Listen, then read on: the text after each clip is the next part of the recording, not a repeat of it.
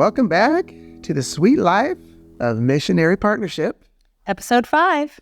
Yeah, you made it this far, and we have some good stuff we're going to lay on you today. But before we do, we want to remind you, Fundraising is hard. But partnership is sweet. Sweet. Oh, I don't know if you can hear a little dog barking in the background, but, we're on the mission field. We're traveling, and we deal with whatever. the neighbor has a dog, but that's okay. We love dogs. So hopefully, if you get your funding up, you can get your own little puppy. Or afford not to have one. Which is even better sometimes, especially for travel.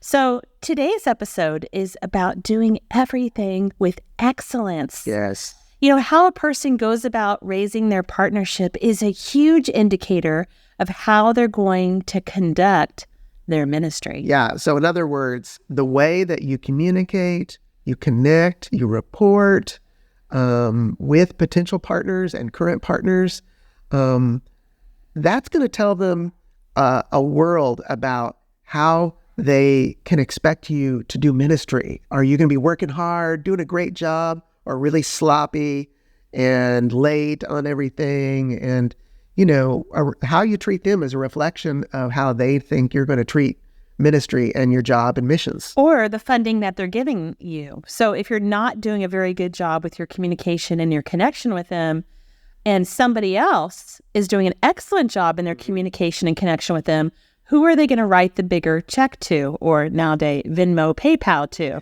They are going to Venmo, PayPal, give, direct click to the person who is the best communicator and is really communicating not just quality, but also vision of what God's calling them to do. Right. There's a missionary called Jim Elliot who went to Ecuador, who was famously, sadly, martyred.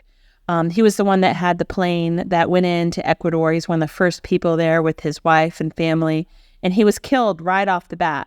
And then later on, many missionaries followed and were able to actually lead to the Lord the people that killed him. Mm-hmm. But his sacrifice has inspired thousands to become missionaries. There's actually a movie about him called End of the Spear, which your brother did the movie poster for, because your brother's an artist. But he has a quote, Jim Elliot, that I love. Yeah, so good. Oh, yeah, yeah. Oh, yeah, yeah. Oh, yeah, yeah. Oh, yeah, yeah. Oh, yeah, yeah. Oh, yeah, yeah. Oh, yeah, yeah. Oh, yeah. He said, wherever you are, be all there. Live to the hilt every situation you believe to be the will of God.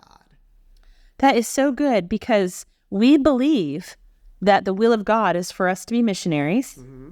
And we just did the biblical case for missionaries. We went through the Old Testament, what Jesus said, what Paul said. And if this is true, then we need to be all in, not just all in on outreach or evangelism or our base or discipling people, but also all in with our fundraising. Yes. That is not some added on thing that we don't really want to do, or we have to get to it. We don't do a very good job on it. Or we're just going to rush do it right before we have a trip. No, we're going to be all in each area of healthy leadership, emotionally, spiritually, physically, relationally, and financially. Yeah, this is about stewardship. That's really what we're talking about. Stewardship is about using the resources God gives you to make the biggest impact that you can. In other words, do the most good possible. It's about being wise, responsible, and resourceful, not just taking the path of least resistance. Oh my gosh, say that again. So many people take the path of least resistance, but I feel like that they're robbing themselves of everything God has for them in so many areas. Well, you reap what you sow. And so if you really do a great job communicating your vision and reporting, people will be behind you. They'll believe in you. Yeah, they'll join your team. Yeah, but if you look and act flaky, they don't get inspired to give and partner with you. And it's hard to trust somebody with your hard-earned money if they seem flaky. Right. You might give them a tip, like a little something, but you're not going to write them a big check or a big amount if that person seems flaky. It seems like a bad investment. So we don't want to be flaky. Yeah, and Jesus has a great parable about this, about stewardship in Matthew 25.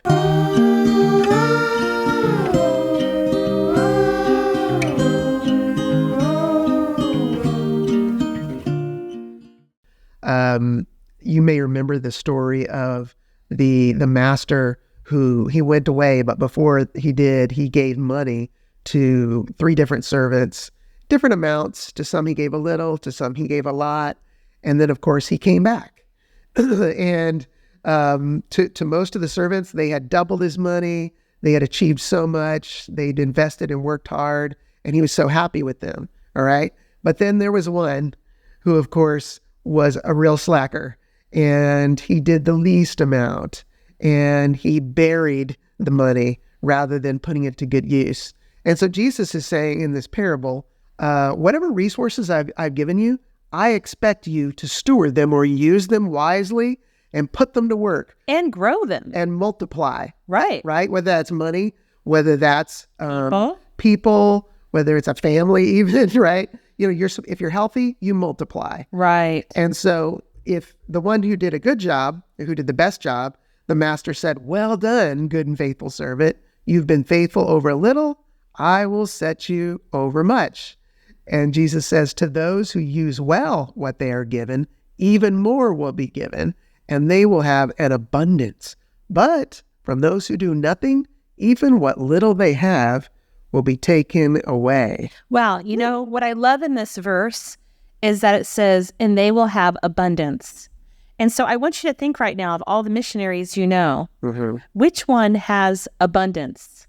Okay. And it's not just financial. It could be abundance relationship. It can be abundance spiritually. There's all kinds of abundance. But it also, he's actually talking about money in this parable. It's about and money. so having abundance is actually being godly, right? Which goes against this concept of us having nothing is being spiritual. God says, no, if you use well what I've given you, you will have abundance, and that is good. And actually, when it talks about the person who did not multiply, who did not bring abundance, that person, he had harsh words in that verse. It was like, I don't know, it was almost like going to hell. Like, it was bad. I was shocked at how harsh he was with the person. Like, even what little you have will be taken away and given to the person that has the most. The master in the parable was angry because he had provided blessings and resources to use for his kingdom, right? And they were squandered. They were thrown away as if they were meaningless. And so God has given us resources, and as missionaries, one of our most valuable resources is people. It's our network. It's our relationships. Right. That's the body of Christ. It's rich, right, with relationship, and He has created us to work together. And so we've got to manage our relationships and manage our communication with people in order to build a team. Yes. And part of Youth with a Mission is we have a lot of young people. Amazing. Yeah. So energetic, so on fire for God, so ready to go, go, go. And we love that. And so we want to train our young people to, in some adulting exercises, to make sure we're living out this verse correctly and doing a good job with what God has given us. So what's one of the first things that we can do to make sure that we're doing an excellent job with our partners and an excellent job as a missionary? Well, okay. So besides the resource of having a network and friends and family, we have time. Time is an incredible resource, and we've got to manage our time. We've got to take hold of it and harness it, right, to work on partnership development, building a team. Before you even say this, I automatically know the listener is saying, I have no time. I am so maxed out. So busy. I'm so busy. I have so much to do. Of course, this might be a single person who's not married, so they don't have a spouse to take care of, doesn't have kids, so they don't have kids to take care of, but still they feel like they have no time. So how are you supposed to set aside time when you feel like you have no time, Juan? Yeah, you have to be serious and carve out the same time that you're going to work on building a partnership team every week. Not when you feel like it, not when you're not busy or have some open free time. You've got to make it a part of your job every week. And I know that most base directors or leadership teams will even give you that time as a part of your work week. Oh, that's true. Because they're like, oh, I'm so glad to hear you want to work on that. Yes, you can work on it every Wednesday morning or Thursday afternoon. I mean, they might say, hey, let's do this for the whole staff. Let's start putting time together on the schedule. But maybe you're in a time of real busyness, like you're staffing a DTS, for example, and you're early morning to late night. You're just busy facilitating. I understand that. Okay, that's a lot of people. It's a season, maybe for 3 months or 5 months if you're going on outreach, but I understand it. And I've had people ask me, when am I going to work on this? I said, well, do you have any days off? And they're like, well, yeah, Saturday and Sunday. And I was like, well, and I know you need rest and I know you need free time. You got to go to the beach. You got to hang out with friends and decompress.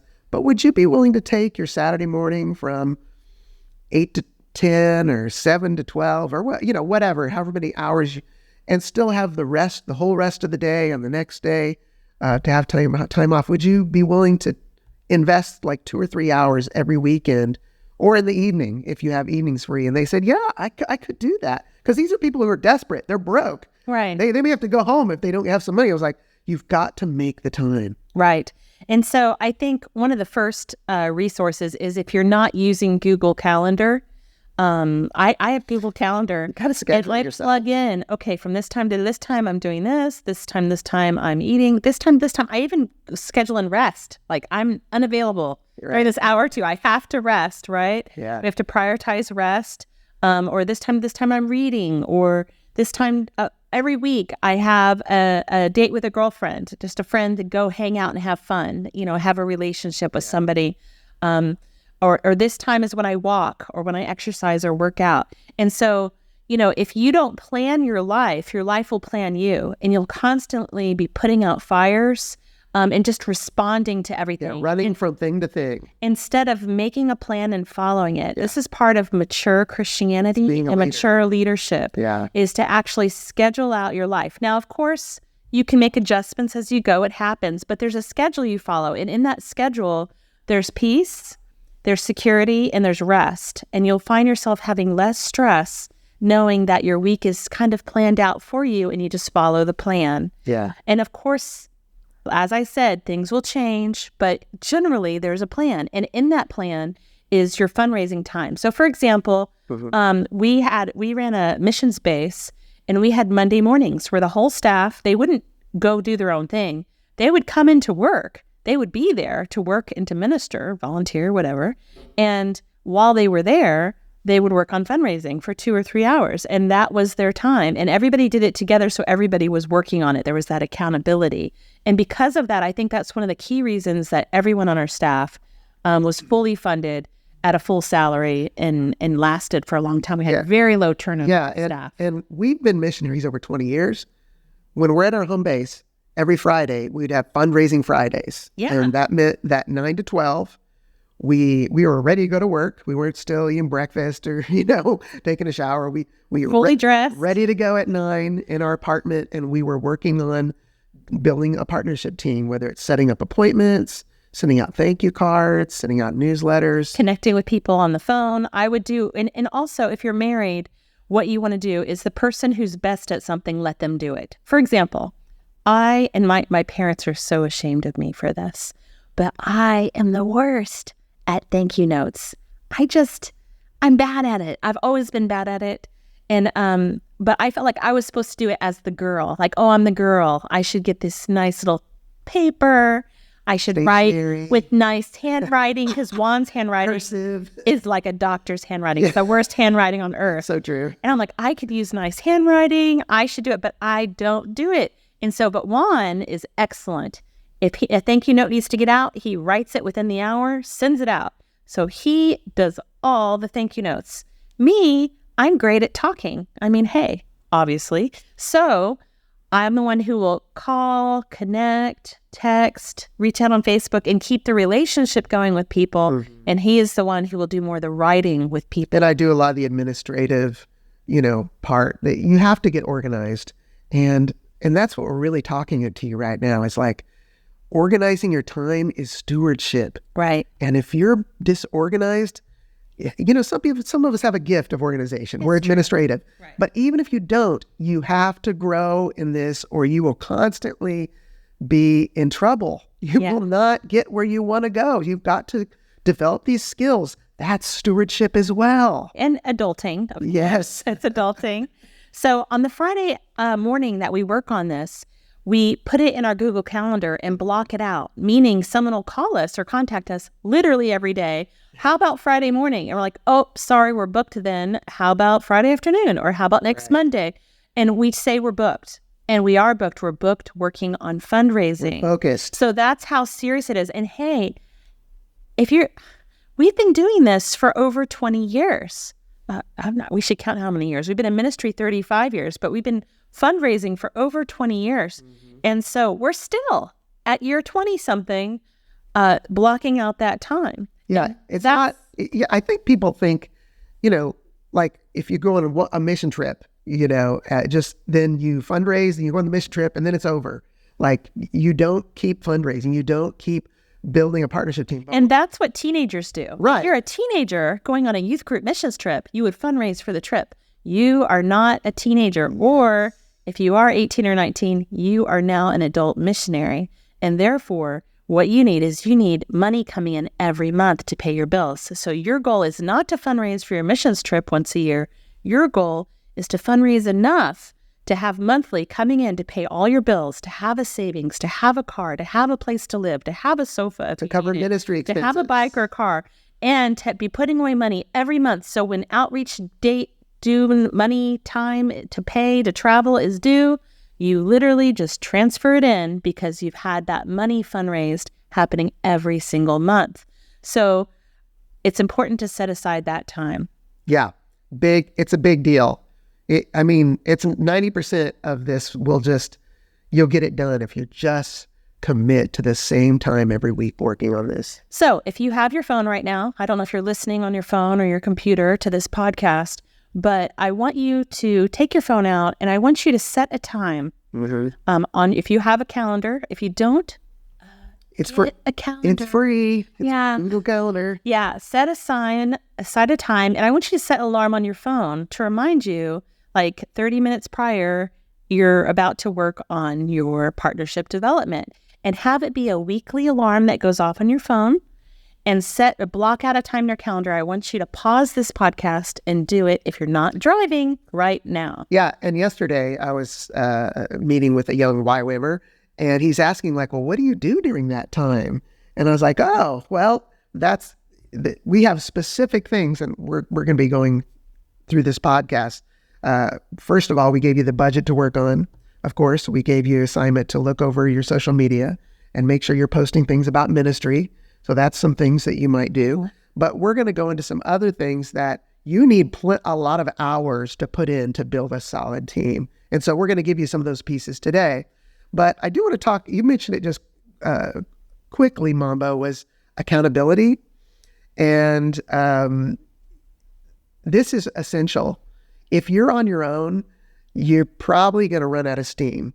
But if you have somebody on your side who you talk to regularly about this, like who's checking on you, you can talk to them when you feel disenchanted or discouraged or like, oh gosh, I don't think I'm good at this. I don't think I can do it. Somebody's going to be like, no, you got this. People believe in you. You're a great missionary. Right. It's the same thing with working out. If you want to start working out and you're doing it alone, there's a high chance that you're not going to do it more than a month or two.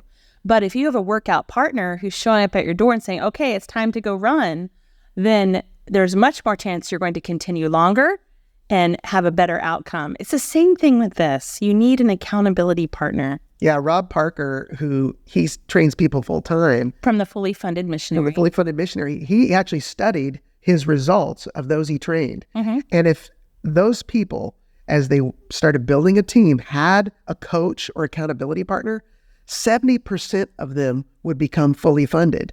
Okay. But if they did not, only 30% would get fully funded. You need a teammate. You really need to make this a priority. So you have 30% chance of succeeding if you don't have an accountability partner. Therefore, if I were you, I would get one. Especially if they're like a teammate at your base or campus. Yes. They need to raise funds too. Yeah. Well, say, hey, we're a team. Let's do it together side by side. Maybe you have fundraising Fridays and you meet them at the coffee shop and you both sit and work on it every single week. I guarantee you're both going to have an increase in your income every single month if you work on it like that. All right. Now, let's go into our next thing. We'll work. And we're going to get ready for something special. We call this exercise namestorming.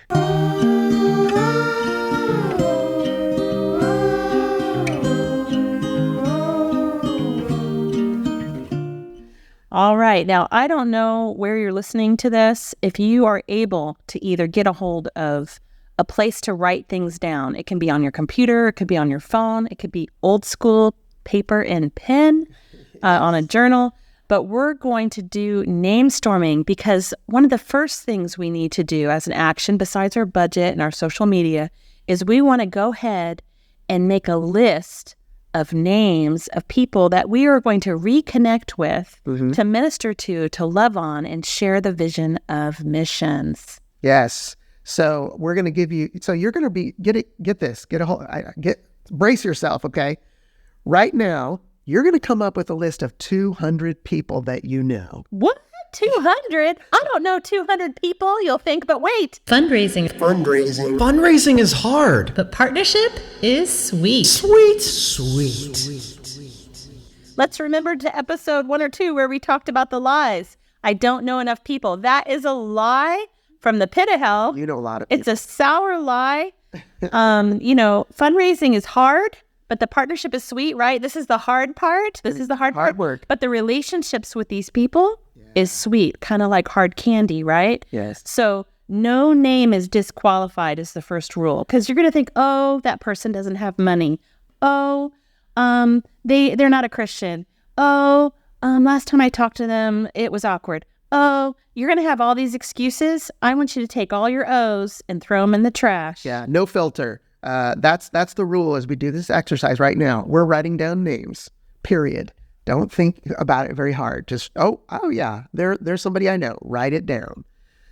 Also, don't limit based on who you think might be able to give. Like, oh, well, I know they have money, so I'll write their name down. Or, no, they don't have any money. I can't write their name down. They're old. They're retired. Whatever you're thinking, stop it. They're a single mom. Stop it. We're just writing their name down. Right. You're just writing their name down. We're going to actually teach you how to categorize these names after, but we're going to write down the names. So with this activity, I want you to know that if right now you can't do it, it's okay. You can forward past this part and come back to it later when you're at a place where you can sit down and work on it. But if you're sitting somewhere and you've got your things together as we're talking right now and you're ready, we're going to go through each category of person as an idea for you to write down names. For example, I might say the word aunts and uncles. You may have one aunt and uncle and you can write that down quickly and go to the next one that we're going to say. Or you may have a huge family. Maybe you're Catholic and you have tons of aunts and uncles and cousins. If you do, I want you just to hit pause on the podcast. Go ahead and take your time to think and write through everyone you can. I want you to number it as you go, and then push play again when you're ready for the next one. So we're going to go through a lot, probably hundreds of ideas for you. Yeah. Also, we have this as a resource sheet in the link on this podcast. It will have these lists of categories of types of people that you probably know. Actually, you definitely know. And so if you're a visual person and you need to look at that list and write down each one, this is going to take a little while. We're going to go through these categories right now for about 10 minutes. But I'm going to tell you the truth. You're going to need to put in an hour or two of thinking, putting on your thinking cap, writing down just names right now. We'll deal with addresses, phone numbers, things later. But right now, just even a first name is fine. Right. And if you're not ready to write down, but you want to just listen to get your mind, kind of prime the pump of your mind, you can just listen to these to start thinking along those lines and then come back to it later to write it down. But we expect you, if you're doing this podcast workshop, to do some work. And so this is part of the work. All right. So we're going to go back and forth, give you the ideas. Again, hit pause if you need time to write, or you can forward pass us and come back to it later. Ready? Set? Let's do it. Go. Okay. Write down the names of your parents. Let's start with your immediate family. And by the way, if you're married, you should be doing this with your spouse, because that would take, instead of 2 parents, you'd have 4. And that's why we do this with our spouse. Yeah, double. Double the blessing, right? Okay, or step parents. Maybe there's some step parents or guardians in your family, someone who took care of you. Right. Grandparents. Who loves you more than grandma and grandpa, right? Write down the names of your grandparents. Aunts and uncles. Great aunts and uncles, which I think is your parents' uncles and aunt and uncle. That's right. Okay. Your cousins. Your parents' cousins.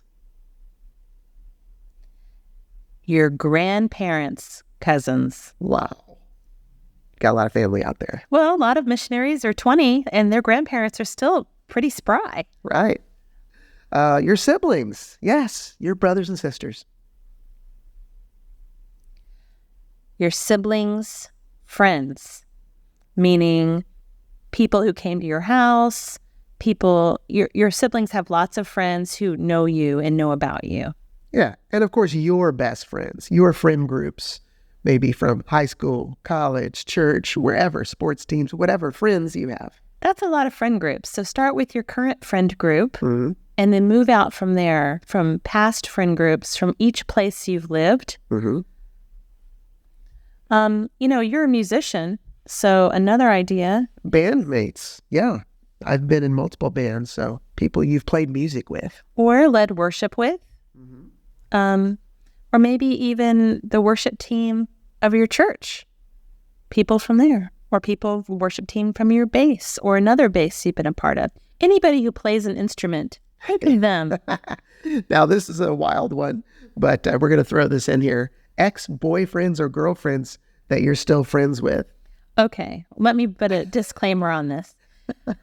If you're married, don't do this. Don't reach out to old boyfriends or girlfriends. Or if you're in a weird place and you're feeling sad, don't do this. But if you have ex-boyfriends or girlfriends where you had a platonic friendship with them, if they're really a friend. Yeah, maybe they're married now. They have a new life. And you're cool. Yeah, everything's cool. Then, that might be somebody to reach out to. We know it's a long shot, but I know. it's worth a shot. Yeah.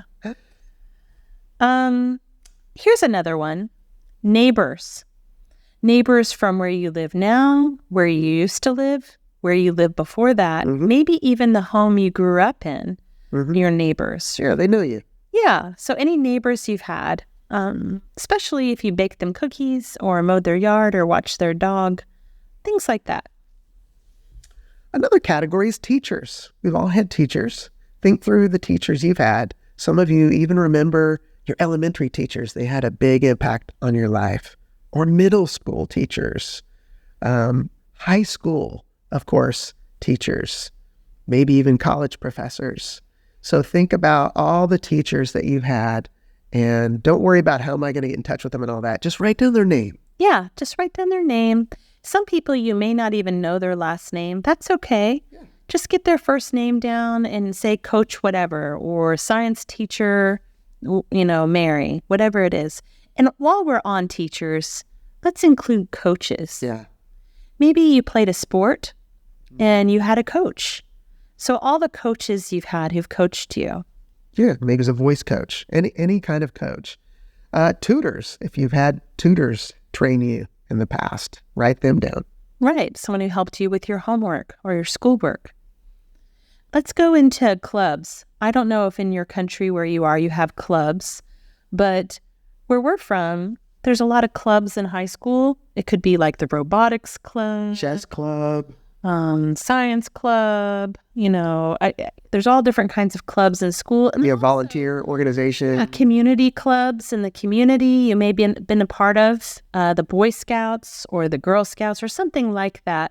Your club leaders from different clubs you've been in, or even club members. Yes, write down their names. Youth group leaders. If you were part of a youth group At church. and there was people who helped facilitate that, write down their names. Yeah, and also youth group friends. You probably have a lot of friends from youth group, and Write them down. years, and you might have been part of different youth groups over the years, or visited different friends from those youth groups. And then I'm even going to take it further than youth group friends. How about the parents of your youth group friends? Sure. Anybody you've ever been to their house, you had a drink of water, you talked with the parents, they met you, maybe the parents drove you to youth group, all the parents. Yeah, write that down. Also, pastors. Your senior pastor for the church you go to, maybe the church you used to go to, the one your sister goes to, those pastors on The pastors of your parents' church, your grandparents' church, the pastors of your cousin's church, your aunts and uncles' church. I remember when I was a pastor, I had someone at my church who was really involved, and her niece was a missionary. And we as a church supported her niece because she was involved in the church. So pastors of even aunts and uncles, right? Associate pastors, not just the senior pastor, the youth pastor, associate pastors, women's pastors, especially. missions pastors. Yeah, many Of course. churches have a missions pastor or missions elder. That would be key for sure. Or maybe an outreach pastor if there's someone with community engagement. Evangelism. Yeah, connect with them. Right. Write their name down. Yeah, and we already said the worship team from the church. Also, the whole elder board of your church, any past church, your parents' church, grandparents, aunts or uncles, sisters, brothers' churches, the whole elder board. Yes, that's a lot of people. Also, sometimes there's a separate board for missions, a missions board. Write their names down. And if you don't know their names, maybe because you actually don't know everybody who's on that board, just write down missions board and then you can find out later. Yeah, you can find out. That's part of the way you spend your hours on fundraising Fridays or whatever time you set aside to do that. Anybody from your church that you say hi to, like, hi, oh, hi, how are you? Good. That person. Basically, anybody who attends your church and you know who they are. And they know who you are. Even if they just know your name, that's fine. Maybe you were even in the worship team in your youth group, right? You played with those folks. Those are names you could write down. Yeah, our performing arts team, dance team, all different kinds of things. Also, you know who we always forget about is the poor sound guy at church. There might be a team of people running media. Right? Yeah, media team, sound person from any church you've ever been a part of. And maybe you volunteered on that team, right? So that's an obvious group of Yeah. people right down Can you remember a time you volunteered or went on outreach or did a missions trip or went with your church on any kind of outreach or activity? Everybody who went on that with you. Write their names down. Now let's go back to school. I think maybe at school, not just teachers, but there's the staff, the school secretary, the principal, the assistant principal, and even the school counselor who might have helped you with deciding on college or things like that. Yeah. Or maybe you have a family counselor, someone you met with or your family has met with. Write their name down. Yeah, somebody who's helped you along the way.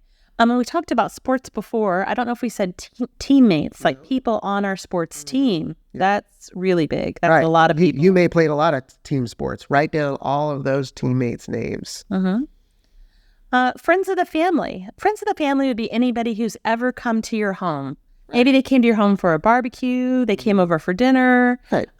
Maybe they're not related, but it's like they're related. They've been friends of your family forever, for your parents and also your grandparents. Or maybe you visited their home for a party, right? A holiday, birthday, cookouts. In America, it's 4th of July. Yeah, but in your country, there's, I'm sure, a celebration of something that happened in your country. That anytime there's fireworks and you all gather, those people.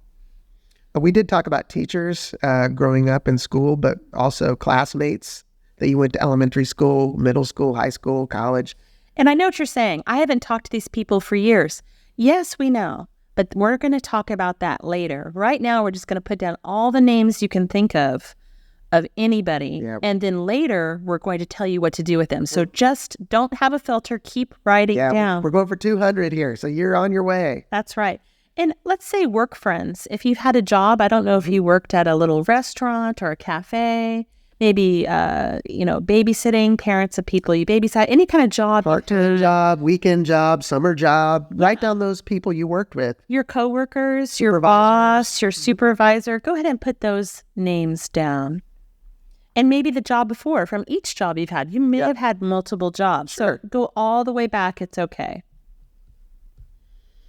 Okay, maybe you've taken lessons before, for example, music lessons. Or dance lessons or art lessons. Write down those teachers. Spanish or German lessons, language lessons.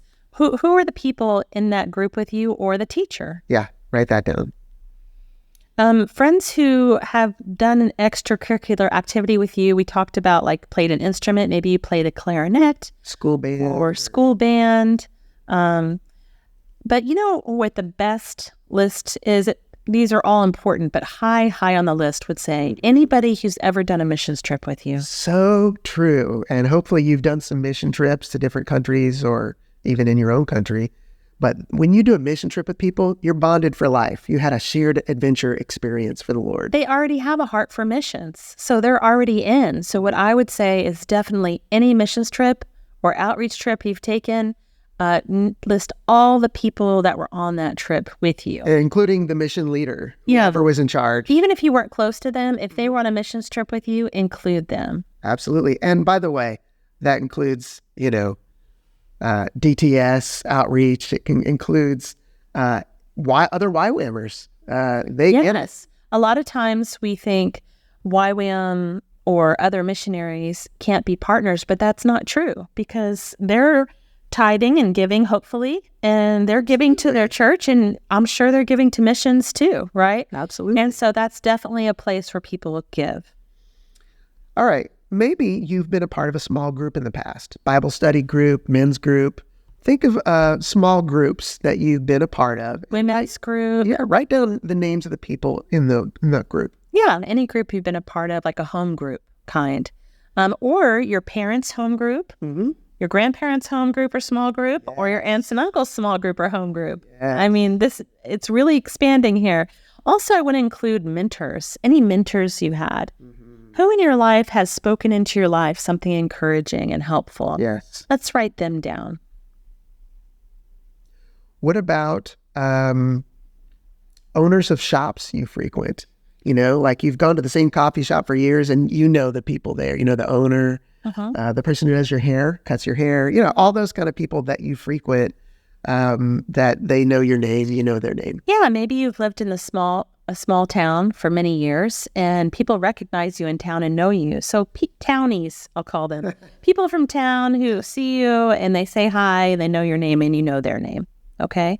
In a business, maybe you've used a certain business to print newsletters or to print T-shirts, or you've paid them money for a service, and before the business owner that you've actually given money to provide a service for you. Let's go into parents, coworkers. Right. Your parents, they've obviously been working over your lifetime. Write down a list of their coworkers, people they worked with. Uh-huh. Yeah. Because their parents spent a lot of time with them, and I'm sure they've told stories about you to them over lunch, right? Absolutely. And then you can go as far as grandparents, coworkers, close friends and families of your grandparents, and again, aunts, uncles, and cousins and siblings. What about the doctor? Yeah, the person you've seen. Maybe you've had several doctors. Write down their names. Even your dentist. Write down their name. Or dermatologist or any kind of doctor. Maybe you have a special doctor that you've seen over the years. Put them on there. If you're older, and even if you're younger now, it's time to pay taxes. And you might have a person who prepares your taxes for you. We do, because we save money that way. It only costs a little bit of money and we save a lot. They do a good job. Yeah. So if you have a tax preparer, a banker, an eye doctor, even a family attorney, somebody who's an attorney for your parents or your family, your insurance agent, you probably have car insurance you pay every month if you have a car, or life insurance. Whoever your insurance agent is, that would be another person to put on the list. Maybe you're a veterinarian, they took care of your dog, your cat, and you've seen them every year for many years. How about your postal worker, the person who delivers your mail? Maybe you've lived in the same house for 10 years and you've had the same postal worker they've been looking at your name for 10 years. Right. They recognize it. Or maybe if you were a part of a fraternity or a sorority In college. yeah. So you could write down your fellow fraternity brothers or sorority sisters. I also would include community leaders. There's different people in your community who are leaders who might be interested in what you're doing. Yeah. This is a good way to come up with a list too, is look at the people that your family and you send Christmas cards to every year. You've usually got all their names and addresses in one place. That's true. And you may not be someone to send Christmas cards, but maybe your dad does, or maybe your aunt does. Right. And they have a long list of family friends that would come up with people. If you've been married, I would say everybody on the wedding list that you invited to your wedding. Good point. Yes, write them down. What about people you know that are retired? Retired people actually give quite a bit. They care, they give, and they believe in you. Turns out. Some of you may have a church directory, and you might be able to utilize that. Because you know them, and that way you can remember their name, remember kind of their contact information. Or your parents might have a church directory where they have the contact info. Again, that's going a little deeper, getting into the contact info, which we're going to go into next. And you might say, okay, I've done this whole process. I don't quite have 200 people, which I'd be surprised if you don't. But if you don't, you know what you do have? If you're online, which hopefully you are, if you live in the in the present age, is all your Instagram followers and Facebook friends. Or those other things like TikTok and or TikTok or your Be Real, right, or whatever's current now when you're listening to this. Yeah, definitely. You can absolutely get above 200 with that. I say go into Facebook and Instagram, and anytime you posted a ministry thing, a verse, anything about your mission, and people liked it or commented on it, all those people who liked it and commented on it. I always have people on my Facebook and Instagram that I don't remember. They remember me, but I don't remember them, but they're liking and commenting on all my ministry stuff. Yeah.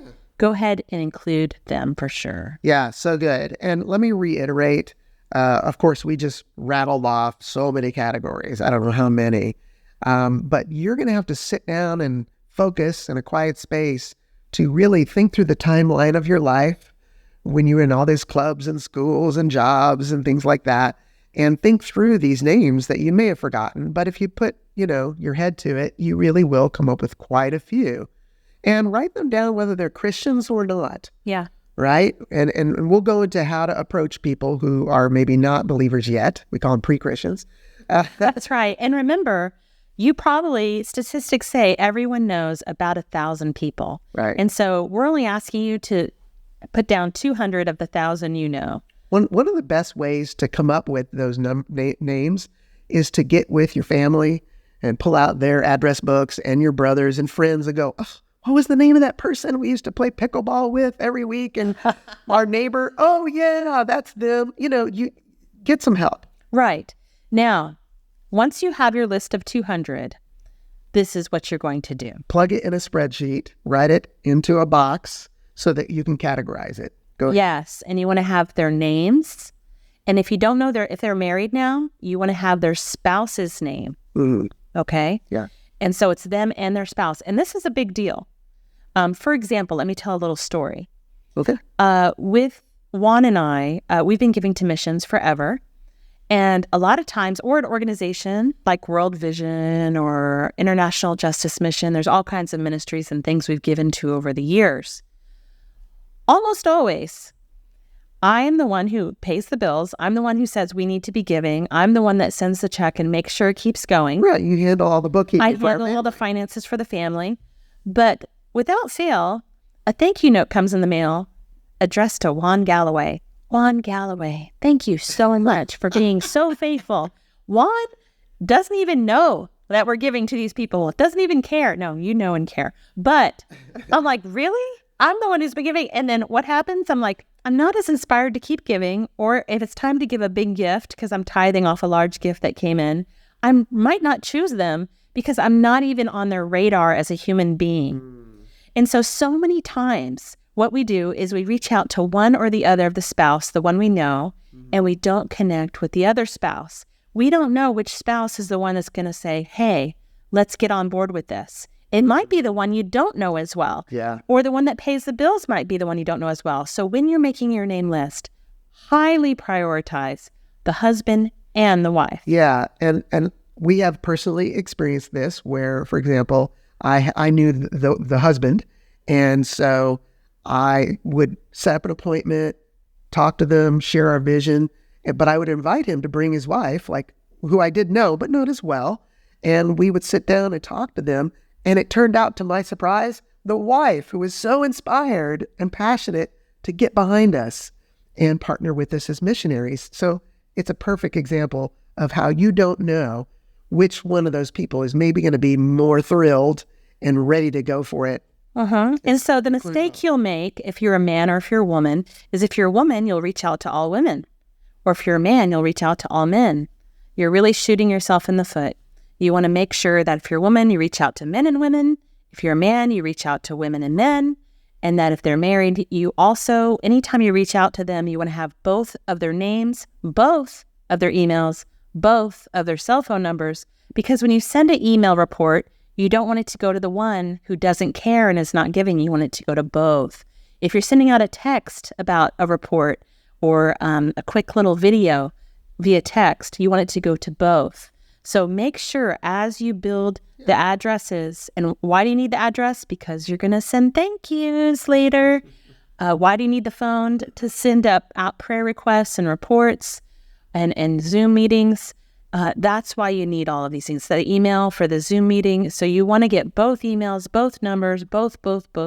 So let's talk about prioritizing the names. Yes. Okay. So let's say you plug all these names, maybe they're just first names, into a spreadsheet. You got 200. Way to go. Yeah. You did it. Now you need to prioritize. Okay.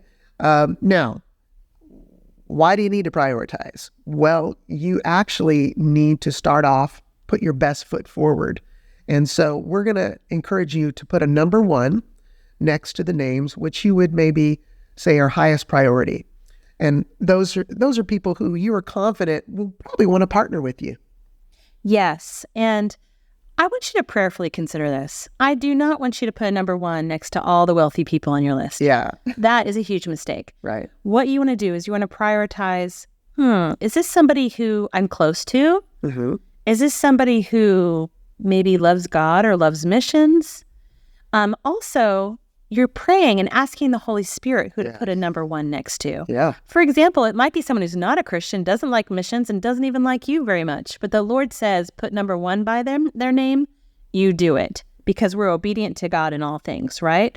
So I want you to put a one next to all the high priorities. And they're not more important. It's just the people that you're going to be reaching out to first. the ones you're going to go to first. Right. Because you need money now. So we're going to go to the people that are most likely to give, most likely to partner, most likely to care, and also that'll encourage you as maybe at the beginning you won't do an excellent job, you'll do an okay job. You do your best, but you're learning. And they're going to give you grace because they care about you, right? So number one, and that should be probably about 50 people out of the 200 I would put number ones by, approximately, but prayerfully do it. Yeah, and here's the good news. Those are usually your best friends and closest family anyway. So you probably already have all of their contact information. Right. It's easier to get started right away because after you're done with this training, we really want you to get started right away on your first 10 of your number ones. And so you probably already have all that info and you're ready to go. And then as you're working on those first 10, then you can be collecting during that time you do fundraising every week. Yes. The name, the address, the email, cell phone, everything that you need. So now, after you do number one, then what do you do, Juan? Okay, so then you're going to mark some of the names number two. That's kind of your medium priority. It's people that you're not sure. Maybe it's 50-50. Maybe they'll partner with you. Maybe they won't. You're not really sure, but you definitely see some potential there. Right. Yeah. So put a number two next to all those. And then last of all is the low priority. And that's kind of the long shot. That's the category number 3. Yeah. Number 3. So then with the remaining people, it's kind of like, gosh, that's a long shot. That's my barista, and I don't go there that often. I don't know. I haven't seen them for 10 years, and they're in elementary school. Yeah, my elementary school friend. Unless the Lord says to put them as number 1 or 2, put a number 3 on those, and you'll get to those eventually. Now, but don't count them out. I will tell you, there are people who we thought this is a long shot, right? And they became some of our biggest partners. So true. We had a young man from our youth group, and I won't give you his name, but he was in our youth group 20 years ago. Haven't talked to him for probably, 15 years. Right. No contact, but we reached out. He was low in the priority, but God said, reach out to him. And so we bumped him up on the priority list, reached out, and he was so sweet to us. And we thought, where he's at in life, financially and at his age, he probably can't give very much. So we would be blessed if he sent us like $40 a month. That would be huge. Well, he ended up sending us $400. Yeah, it was so touching. It's such a blessing. Yeah, we cried because, wow, we haven't talked to this person forever, but we invested in his life. And I don't know if we added that into the list of names, but I would add people who maybe are younger than you that you've invested into. For example, our son was 19 in college, but he had done a DTS at YWAM Paris Connect. Mm-hmm. And he sponsored somebody for $200 a month. While he's attending college. While he's in college. And he's someone who how can I say this nicely? He's cheap. He's frugal. Let's put it in a nice way. And so he gets all of his clothes at Goodwill and has very few clothes. He wears used shoes, used everything. And he's just very frugal and doesn't spend money on himself at all. But he does tithe. And so here he is, a 19-year-old giving $200 a month to a missionary. So you might have a $200 a month giver who's younger than you, who maybe you mentored. Maybe they're in college and he was working a job, barely making ends meet. But because he's a tither and he's a giver, he was giving generously, I feel. Yeah, so that is to say, there's a lot of surprises. I mean, we have our preconceptions, and I'm going to tell you many times they're just wrong. Now, here's something you need to know. Statistically, people who make less give more.